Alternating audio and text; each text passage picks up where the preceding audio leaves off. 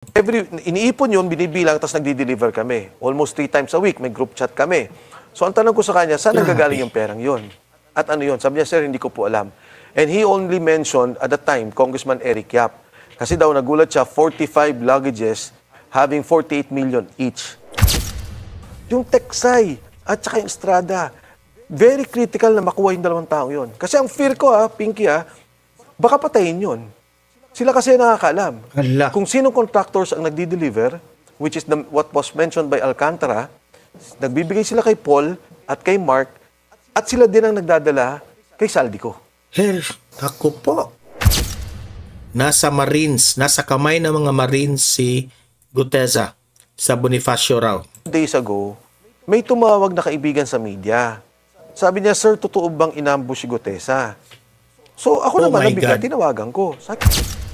Magandang araw po sa ating lahat. At heto, grabe itong revelasyon nitong si dating Congressman Mike Defensor. Siya po ay in-interview nitong si Pinky Webb. At hindi lang ito basta-basta ordinaryong interview. Kasi marami pong revelasyon na ibinulgar dito si Mike Defensor patungkol dito kay Gutesa. Grabe guys, hindi ko nga maiintindihan bakit itong ICI ay hanggang ngayon binabaliwala lang nila itong si Gutesa. Dito sa interview na ito ni Mike Defensor ay talagang dinidetalye niya kung ano yung mga sinasabi ni Gutesa. Grabe, imagine that one na magdi-deliver sila ng pera na tagta 40 million pesos. Tapos, balita ko nga, no, marami pang mga tao, no, na involved dito na naghahatid sila ng pera. It's not only Gutesa, pero hanggang ngayon sa analysis ko, nasaan na ba itong mga taong ito? Di ba kaya ginugurgor na sila? At minention pa nitong si Mike Defensor, talagang tumutok kayo dito sa vlog na ito kasi every detail counts, no? Pakinggan nyo talaga itong si Mike Defensor ang kanyang mga sinabi kasi halata na kasi parang bulgaran talaga itong revelation na ito. Okay? So, importante magre-react tayo dito wala nang paligoy-ligoy pa. Simulan na natin kaagad kasi medyo 30 minutes itong interview niya with Pinky Webb. Okay? Panoorin natin. Turn in the probe into the flood control scandal, a Manila court found the sworn statement of Senate witness Orly Gutesa was falsified as it contains the forged signature of a notary public. The former Marine earlier made headlines after claiming to have delivered cash-filled luggage to resign Congressman Zaldico and later Representative Martin Romualdez. What does the court's ruling mean for the credibility of Gutesa? Let's get on point with former Congressman Mike Defensor, who introduced Gutesa to Senator Marcoleta. Congressman, good to see you again. Thanks. Well, ngayon ko pa nga nalaman yan, si Mike Defensor. Ito, si dating Congressman Mike Defensor pala, ang nag-introduce kay Gutesa na meron itong kinalaman sa paghatid ng pera doon sa bahay ni Martin Romualdez at ni Zaldico raw. Okay? Ito. Thank you, Pinky. Thank you also for having me here. Quick reaction. The Manila RTC Executive Judge Icasiano Sison looked into / investigated this notarized affidavit of Sergeant Gutesa and basically said that the document was falsified. The signature was not the signature of Attorney Pechi Espera. Okay, first of all, si Attorney Pechi Espera, employee ng BJMP. So in 2021, ito yung attorney na nag-notarize na hindi umamin na siya yung nag-notarize sa affidavit ni Gutesa. Okay, yan ang pinag-usapan ni Mike Defensor ngayon. Nakapasa siya ng bar. And itong, initially, nung lumabas tong issue na to, pinapuntahan ko kaagad yung opisina kasi I was not with Sergeant Gutesa. No one was with him. Siya lang mag-isa. So, kinlear ko muna. Sabi ko, siya ba nagpunta talaga doon sa notaryo? So, sabi, yes, nagpunta siya. And then, immediately right after that, chinek ko kaagad kung ano ba tong issue ng pagpirma ng notaryo. And Pinky, you will be surprised. Dinala ko na nga yung What do you document have mismo. there? Yeah. Nung una lumabas to, ang unang nag-question si Atty. Makalintal. Kasi si Atty. Makalintal, nagkaroon din ng petition sa BSKE, yung Barangay Sangguniang Kabataan Elections. Tapos, sinabi niya, ano ba yun? Kasi mismong yung pirma ni yung Attorney Espera, Pechi Espera, ayun din yung nakapirma doon sa kanilang notaryo. Kay Attorney Romy Ma. Attorney Romy Ma. Okay. Pagkatapos, meron nakita Sorry, ko... sir, we just won't show Sure. yung pirma. Huwag natin po pakita yung pirma. So, ito na naman din, i-google lang naman nila Sa TIESA, again, yung contract sa Department of Tourism, si Attorney Pechi Espera naman nakapirma. Ngayon, I understand. Sorry, what is that again, sir? The second TIESA one? contract. TIESA. They can Google this. Okay.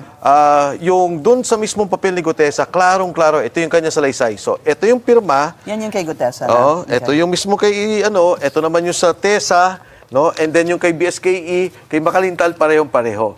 Now, my point is... May I see, sir? Yeah, sure. Yung mga nangyayari dito sa mga notaryo, marami na nga, and initially, we had a discussion about this. Kung minsan, sekretarya nila yung mga nagpapapirma or pumipirma. So I would think, talagang pinressure yung abogado, siguro tao niya lang yung pumirma doon for the notary, pero yung seal, paano mo pipikiin yun? Yung registry, paano mo pipikiin yun? Doon sila, magiging sablay. Kasi yung seal, yung pagtatak mo doon sa notaryo na yun, hindi yun pwede mapipeke. Di ba? Having said that, Pinky, again, ang sinabi ko nga, di ba, at that time, kung ano man yung mga pagkakamali doon sa notaryo, yun naman ay nagamot na ng si Sergeant Gutesa ay nagpunta ng Senado at nagkaroon ng under oath statement, binanggit niya yung mismong balangkas nung kanyang salaysay, and it's there. Yan din yung lumalabas doon sa under oath statement niya sa Senado. Pero ngayong hapon, and I'd like to thank the Department of Justice, they already said, Yes. They Sabi po clarified. ni Prosecutor General Richard Fadulion that basically parang napapalitan, that's not the right word, nung kanyang sinumpang salaysay sa Senado, na-cure nun, parang yung naging Yes. problema dito. Yes. In fact, yesterday, sir, even former Senior Associate Justice Antonio Carpio said the same thing. Yes. And also the spokesperson, si Attorney Polo Martinez of the Department of Justice, the Office of the Secretary, sinabi rin niya na kung ano man yung pagkakamali doon sa nangyari sa notaryo doesn't mean na hindi totoo yung sinabi niya. At yun nga kay Prosecutor Padulyon, klarong-klaro, na yun din talaga yung factual. Okay. Pero ako, gusto ko pa rin ba imbestigahan? Kasi Pinky, ang interest ko dyan is to know who is behind the pressure doon sa notaryo to make them say na it's fake, to make them claim in the courts na peki ito. Kasi di ba, it's a way to discredit Sergeant Gutesa. Bakit mo gagawin yung ganun? So gusto ko makita, sino ba tulong nasa likod nito, imbestigahan talaga nila. But before they first investigate the substance of what Gutesa said, which is basically, consistently lumalabas, na kumukuha sila ng pera through Mark Texay and Paul Estrada, mula doon sa pera yun na dinideliver sa Valle Verde, nire-repack nila, dinideliver nila sa Horizon, sa bahay ni Saldico, which is yung palang Valle Verde bahay din ni Saldico, at mula sa bahay sa Horizon, sa Shangri-La, dinideliver nila kay Speaker Martin Romualdez. Kasama din dito yung 90 mga sundalo. Grabe. Dapat ipatawag din Di ba, imagine may 90 na sundalo involved, okay? That's a new revelation. ito ng Blue Ribbon Committee na totoo ba to? Ano Sino bang nangyari sundalo? to? You mean the security aid? Marami, during the discussion, and in fact, Gutesa mentioned this in his affidavit, there are about 90 of them that are served. 90 of them.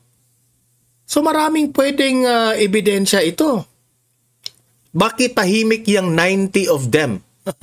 Di ba, tahimik sila dyan. Serving as security personnel. On a cycle, no? On Parang on shifts, cycle, rather. yeah, bantay sa mga bahay, and then delivery of money. Delivery ng Grabe. basura. Okay, ang dami po nung I wanted to ask one by one, Ang dami yung involved, ha? sir. So, gusto niyo muna ito paimbestigahan.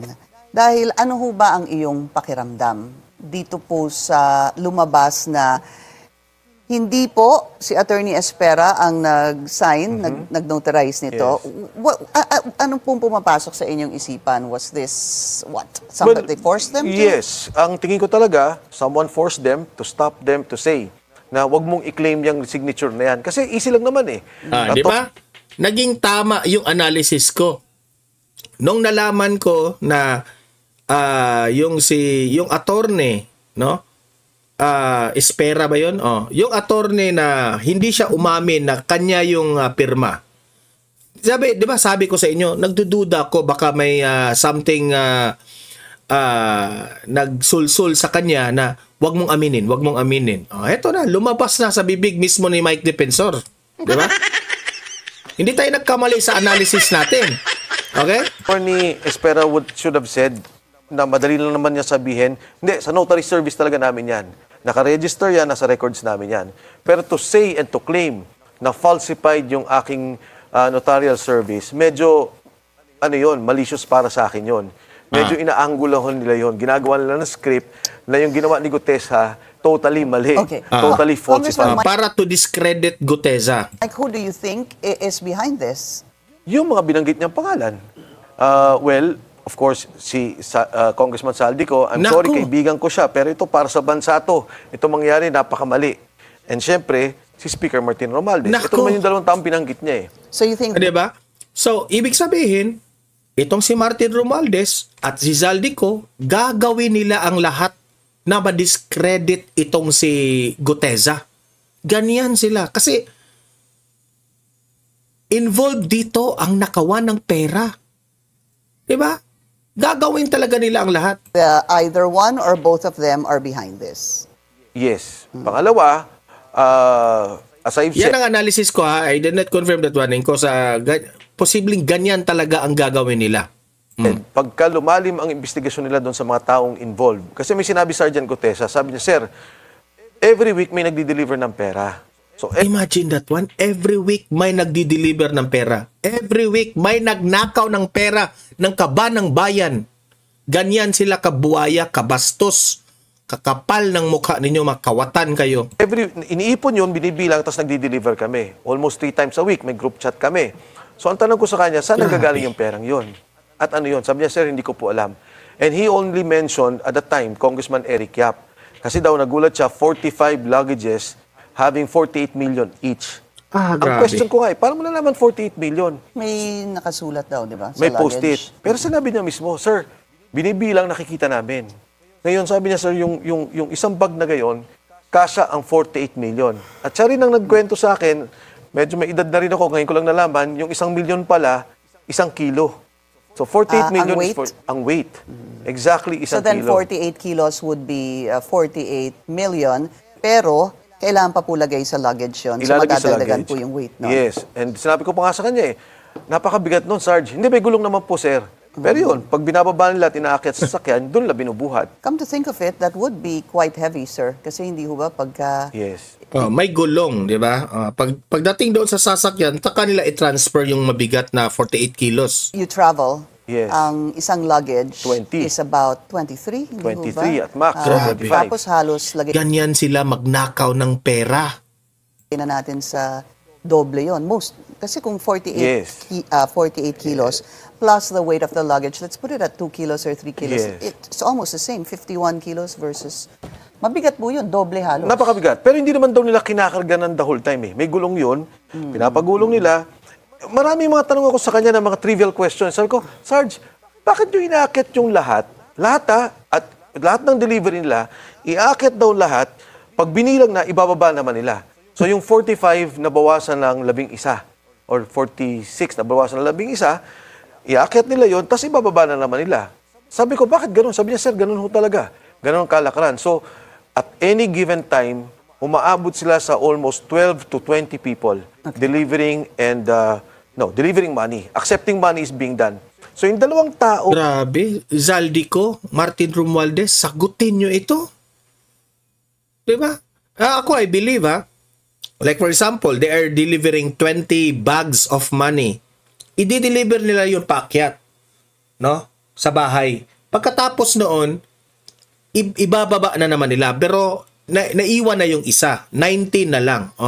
Para duda ko doon to ensure na alam nyo naman yung mga buwaya is talagang sisiguraduhin nila na walang kinuha na iba, di ba? Ano yun, parang sinisigurado nila.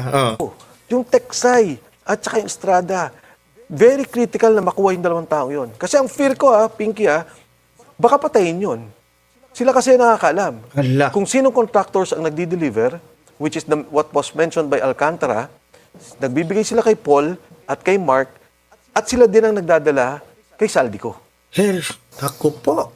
You want this investigated because you feel either Zaldico or former Congressman Zaldico and or Congressman Martin Romualdez are behind this issue of saying that hindi ito yung pirma ni Attorney Espera. However, sir, in the ruling or the decision of the judge, Icasiano Sison, meron din pong gusto siya na nakasulat ito. The order is that this is now being referred to the DOJ for further investigation. So gusto po ni Judge, si Manila RTC Executive Judge, DOJ, imbestigahan nyo ito. I quote, for further investigation and filing of appropriate charges against 1. Sergeant Gutesa. 2. And all other persons who used and or presented the sinumpaang salaysay. First of all, sir, were you part of the paggawa po ni Yes. Sergeant Gutesa? Yes. Okay, so inaamin niyo po. Yes. Posible ho din kayong imbestigahan ng DOJ. Welcome. Okay, una kay Judge Sison. I respect the ruling of the court. Pero kahit naman sa Supreme Court, very clear na yan. You only notarize to make it a public document. In good faith si Gutesa na nagpunta sa notaryo. Hindi niya kailangan pikiin yung seal. Hindi niya kailangan pikiin yung registry. Because in fact, Pinky, just a side story, nung nag-uusap na yan, sabi ni Senator Marcoleta, Sarge, panotarize mo naman yan. I even in fact opposed it. Sabi ko, Senator, kadante hindi naman kailangan yan inotarize. Kasi under oath yan sa Senate. Hindi, sabi niya, gusto ko prepared. So, in good faith, nagpunta Sergeant Gutesa. I was not with him. No one was with him. Pero nandyan yan. So siya talaga nagpunta mag-isa? Yes. Anyway, Kasi pinagbibintangan itong si Senator Marcoleta na naggawa-gawa ng witness itong si Marcoleta. Dito na natin malalaman na hindi po galing ni Marcoleta itong witness na si Gutesa. Inipresenta ni Mike Defensor itong si Gutesa by Marcoleta. Kasi itong si Mike Defensor, kaibigan niya si Marcoleta, kaibigan niya itong si Zaldico, kaibigan niya si Martin Romualdez. Dating yan dati silang mga congressman dyan sa House of Representatives. Kung maalala nyo pa nga, si Mike Defensor, isa ito sa mga nag-imbestiga doon sa ABS-CBN franchise, di ba? Kasama pa nga si Boying Rimulya at that time. So, kaibigan niya lahat. Kaya, sila na mismo ang lumapit doon kay Marcoleta. Di ba? Ito, patuloy. exactly where, sir? Somewhere in Manila, merong may picture, pinakunan ko I sent it to Senator Marcoleta, yung pinakita niya. Nakalagay pa nga doon 24/7 Akala mo tindahan ng 7-Eleven So, all I'm saying Ito yung opisina ni Attorney Espera, is mukhang mali ata yung sinasabi na yung iimbestigahan ay yung nagpresenta ng salaysay. Kung sino pa yung nagsalita, siya pa yung imbestigahan. Sino ngayon yung magsasalita tungkol sa flood control? Correct. Meron kang 19 na katao na sundalo na pwede magbigay sa inyo ng detalye kung paano dinideliver ang pera. Matatakot na lahat yan. Correct. Yung pala lahat ngayon, pwede lang imbestigahan. Because again, for the sake of the judge, wala na yun na-cure na yung oath niya. Ganito po ang Administrasyong Marcos. Kaya, hindi matutuklasan yung mga kawatan sa gobyerno kasi ginigipit yung mga witness. Ganyan ang gobyernong Marcos. He went to the Senate. So it's not so why would he fake it? What about this, they say, this Latin saying, falsis in uno, falsis in omnibus, which is false in one thing, false in everything. Yes. Ibig sabihin, for those who do not really buy this salaysay of Sergeant Gutesa, kung nagsinungaling ka sa isa, posibleng That's right. may problema na din yung credibility mo sa iyong sinumpaang salaysay. I hope we have that part of, binalikan ko po kasi yung naging salaysay, hindi salaysay, yung pag-introduce ni Senator Marcoleta kay Sergeant Gutesa to prove that Sergeant Gutesa said siya talaga yung, well, it was his signature and he did have this notarized. If that's ready, let's play it. Mr. Gutesa, kaninang ako'y nagpapaliwanag para ipakilala kita. Narinig mo yung aking sinabi? Yes, Your Pwede mo Honor. bang i-confirm na kung ano yung sinabi ko ay yung nangyari kahapon? I confirm, Your Honor. Salamat po. At ngayon po ay hawak ko nga ang inyong sinumpaang salaysay na nung draft ito ay binasa ko. Ganun din nga po at wala namang pagbabago. At gusto ko lamang pong sabihin ninyo na mayroong pirma sa ibabaw ng pangalang Orly Regala Gutesa. Kayo po ba ang nagpirma nito? I confirm, Your Honor. Ito po ay pinanotaryo ninyo. Nakikita ko rin po. Totoo po ba itong notaryong ito? Totoo po, Your Honor. That's what I wanted to, gusto ko sana balikan. Kasi talagang sinabi niya, ang pinanotaryo ko to. Ibig sabihin, nagpunta siya doon sa notary public, siyang nagpanotaryo. Anong sinabi niya sa inyo, Congressman Mike? What happened doon sa kanyang pagnotaryo? Talaga bang nanumpa siya? yung normal. Kanino? Okay. Yung sino yung town doon, I don't know personally, wala naman ako doon. Pero yun, normal. Pumunta siya doon, pinaganon siya, pinasumpa siya, pinirmahan niya, tapos niregister. And alam mo, Pinky, di ba, nagbenta ka ng kotse or nagbenta ka ng bahay. Di ba, ipapanotaryo natin. Hindi naman natin alam na doon eh. Di ba, kung minsan nga, hindi mo na nga pumupunta sa notaryo, pinapadala mo na lang doon, ipapanotarize mo. Pumunta ka sa Manila, ang daming notaryo, hindi ko alam kung sinong abogado doon. Sa ilalim nga daw ng tulay. Sa ilalim ng tulay, marami. So, ang point ko, hindi ko makita yung ano nila na angulo nila about the notary, but gusto ko yun imbestigahan. Kasi for me, okay, Pinky, just to go back. There is really basis to look into this because if the judge was saying that it's not, hindi niya signature yon, then somebody else, number one, sir, somebody Pressured? signed on behalf of the judge. Of the lawyer. Sorry, the lawyer. Or many other things that tama nga yung sabi mo, minsan sabi mo yung sekretarya yung Yes. pumipirma, hindi ho ba? Maraming scenarios dito na dapat tingnan. Yes. Dahil gaya ng sabi mo nga, minsan magbebenta ka ng kotse, eh hindi naman ikaw talaga ang pumupunta. But for something as important as this, mahirap po kasing iasa ito sa iba. Why didn't you join him? Bakit ho hindi kayo sumama sa kanya? And number two, bakit kay Attorney Espera po siya, Petchy Espera nagpunta? Well, number one, nung nagkaroon kami ng pag-uusap, nung sinabi niya ako na magpapanotaryo, no? So I said, sige, may meeting ako, mauna na ako sa inyo. And then, so I left. Senator Marcoleta left before I did. Pero siguro, difference of 5 minutes. Pagkatapos, nagpunta nga siya doon sa ano na yun, notary na yun, dahil siguro 24/7. Anytime eh. 24 hours eh. Yeah, Pwede but sir, magpanotaryo. nag-usap ho kayo after lunch, hindi ho ba? More or less, natapos kayo 3 or 4 p.m., hindi ho ba? No. Natapos kami na very late na, siguro mga 5:30 because I had a meeting at 6. So nauna ako. Pagkatapos ng umaga, nagpunta na siya sa Senado. Right. Wala na ako noon. So, in the whole time, hindi yung ginaid mo siya or may kasama siyang lawyer. Kaya nga, ako din natutuwa. Who is his lawyer? Kami lang nag-ayos. Well, Marcoleta was there when Sino ho ang eventually. nagbuo ng kanyang affidavit? Tinulungan ko siya din. Di ba? Like yung kung ano yung kwento niya, step by step, inano namin. Ganun lang naman. If you notice nga, hindi naman perfect yung English niya dyan. Hindi naman legal form yan eh. Talaga salaysay. Kung ano yung kwento niya, inayos lang namin ng maganda. And then we presented it. Nung si Senator Marcoleta nga, in fairness, parang sinasabi niya, parang mali yung Tagalog dito ah. So, o nga. No? Kasi because si Sergeant Gutesa is Cebuano. So, inayos lang namin. But it still doesn't answer the question, sir. Kung natapos po kayo ng mga 5:30 to 6, sabi mo nga 24 hours yon.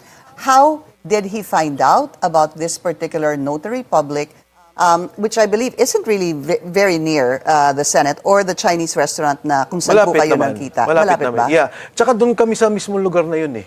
I mean, within that area, di ba? Cannot be Quezon City, cannot be anywhere else. So talagang doon nagkaroon ng Who pointed him to go there? Who directed him to go there, sir? Google. Makikita mo, pag chinek mo yung kanyang notary services 24/7, siya. Who discovered it on his behalf? Kayo po. Yes. So nandun po kayo, chinek mo, ano May ba mga, ang... okay, to be honest, may mga kasama kasi ko doon, I cannot reveal their names kasi mga inosente naman itong mga to. Hindi, wala itong kaalam-alam. Kasama ko lang nagkataon. So doon, nakita sa Google, ginugol lang nila. yung mga kasama mo?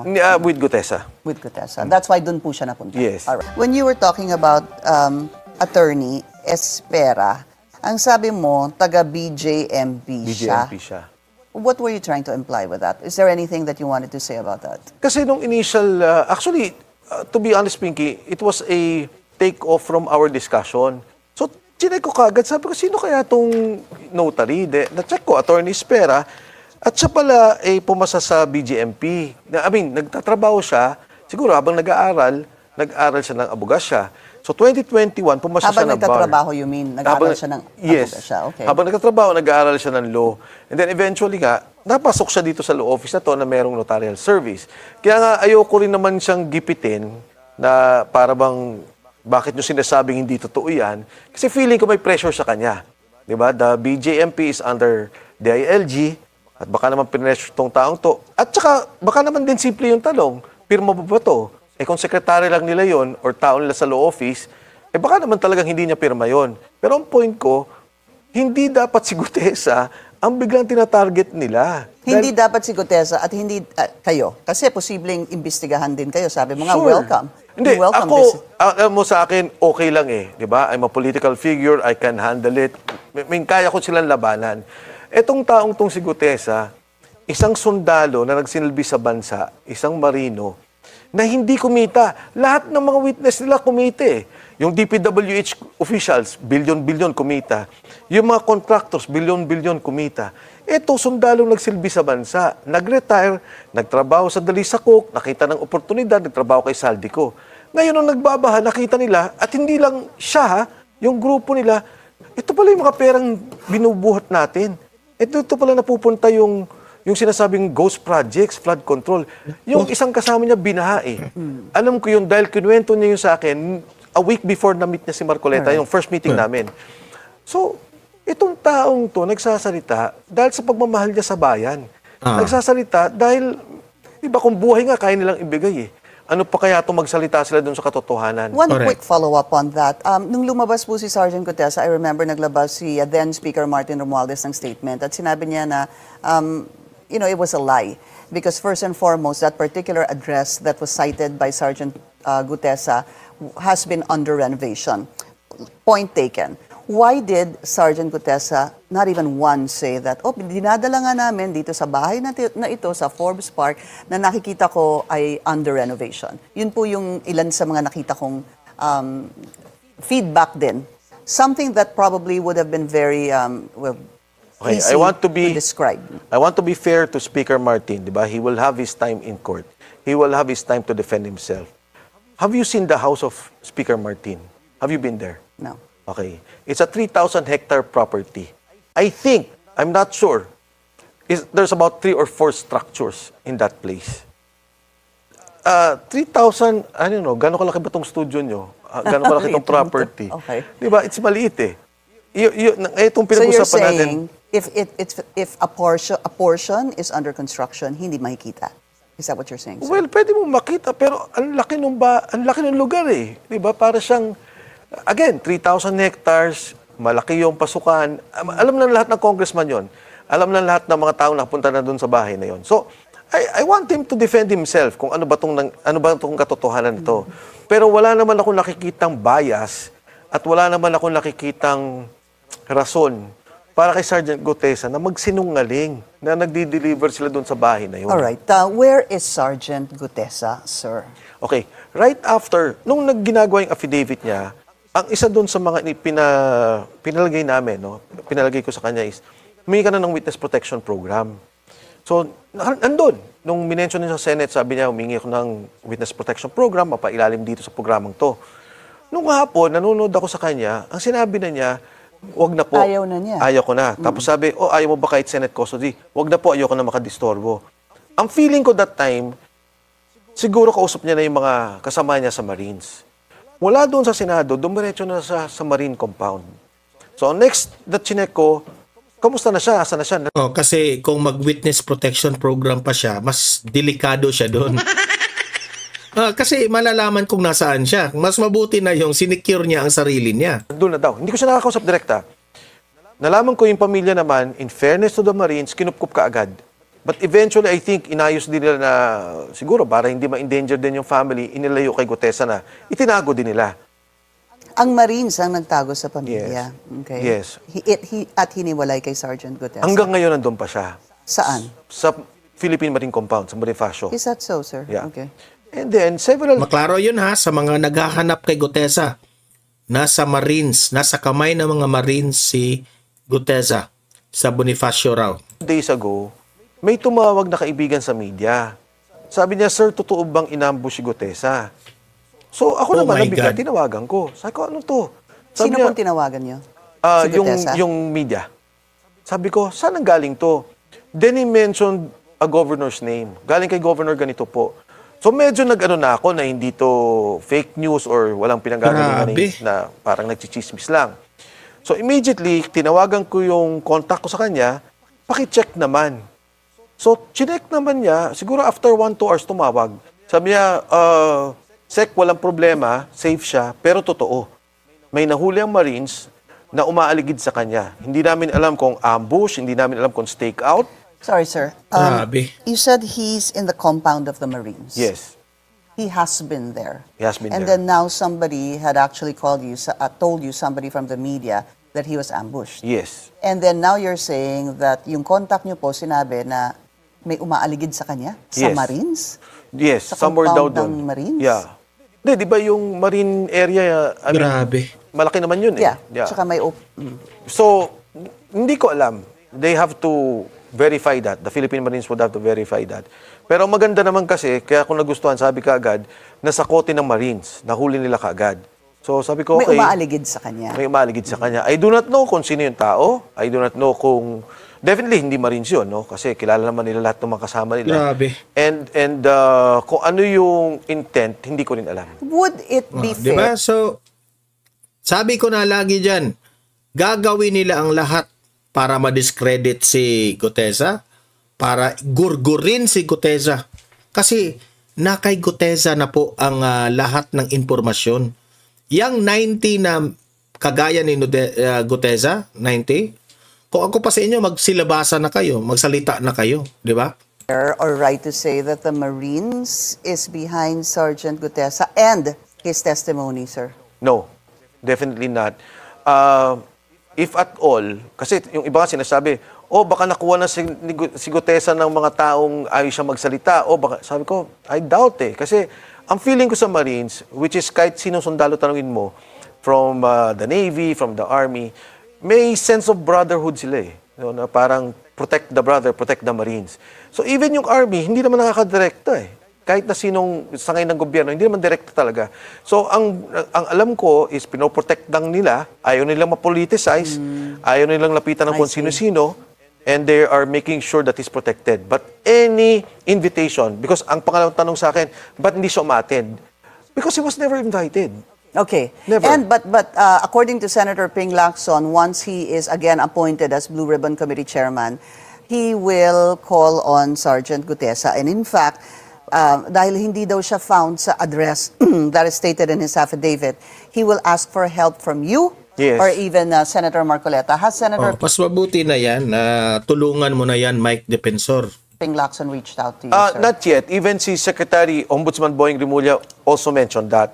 But ako naman, I would think it would be easier that they send the invitation to the Marine Commandant for him to attend. I am 1,000% that Sergeant Gutesa will attend. And he's there. And he's there. He's Well, there. Congressman, kayo po nagpakilala sa kanya, kay Senator Marcoleta, hindi ho ba? When you told me before, when I guested you, sabi mo, because a friend reached Yes. out to you Yes. on behalf of Sergeant Yes.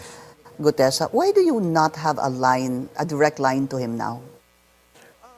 Okay, Pinky, I think si Sergeant Gutesa medyo unique soldier. Kasi bukod sa Marines siya na fight. Alam mo naman yung mga Marines. He was really with Intel. Intelligence yung kanyang operations.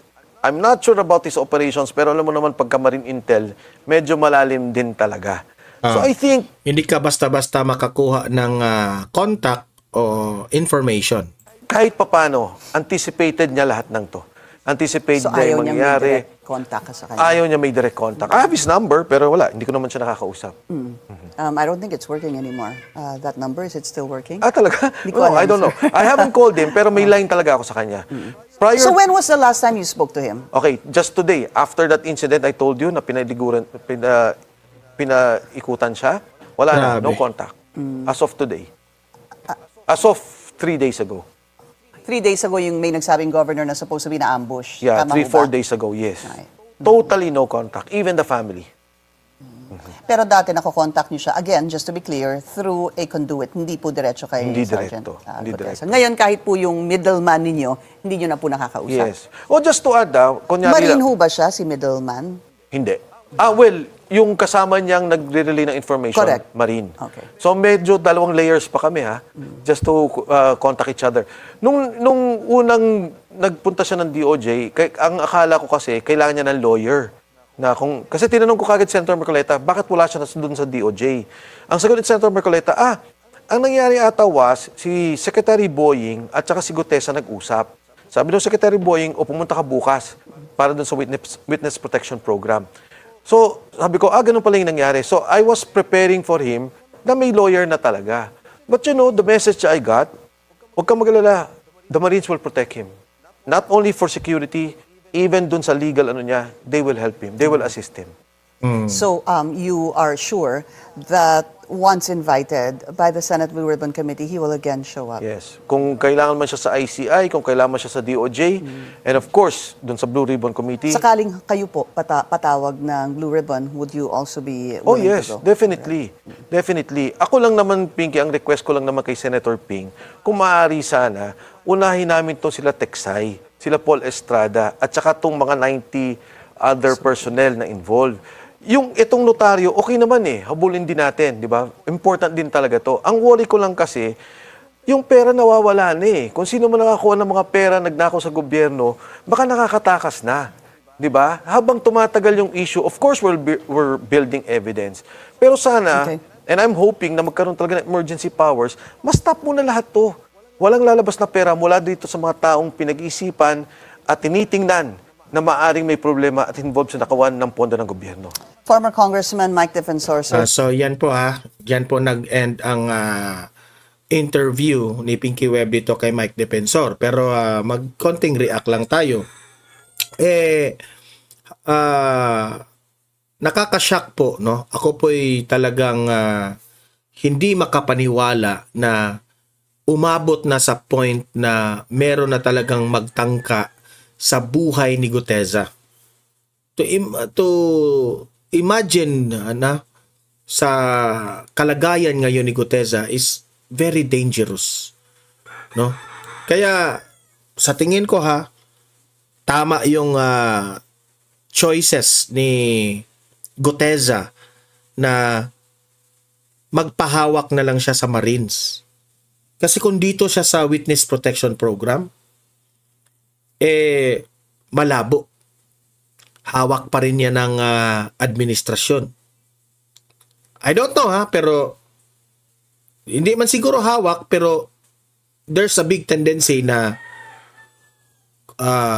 pwede pa rin malulusutan ng mga virus dyan. Malalaman kung saan siya, di ba? Mas mabuti na yung nandoon sa Marine. Kasi nga sabi ni Mike Defensor na meron silang parang brotherhood doon, di ba?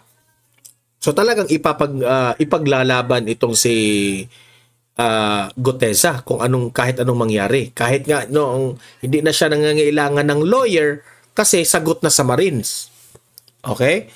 So, I hope naman na itong pumutok itong issue na ito ay una, matutulungan ito ni ikaw Mike, Sir Mike, ha? Ikaw naman ay magaling, sanay ka sa mga debate, tulungan mo na lang. Kasi ikaw ang nagpresenta ni Guteza kay Senator Marcoleta.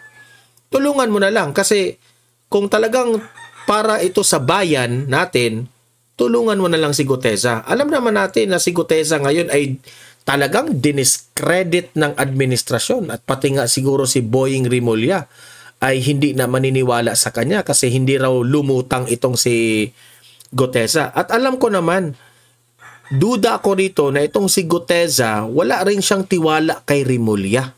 Oh. Di ba? Kaya siguro niya yan na hesitant siya kung anong mga makipag-cooperate. Si Guteza is nafe-feel ko na ang mga galaw ni Guteza ay calculated. Hindi basta-bastang gumagalaw ng hindi pinag-iisipan. Yun ang pananaw ko sa kanya. Ha? Yun ang pananaw ko sa kanya.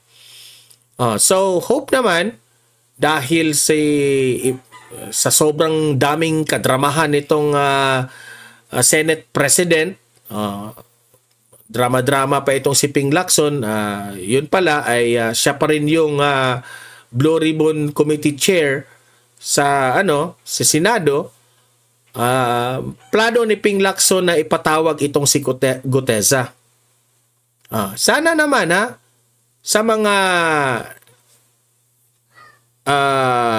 nakikinig dito kay Mike Defensor ngayon, yung mga nabanggit na 90 soldiers na tumulong dito sa pagdi-deliver ng basura.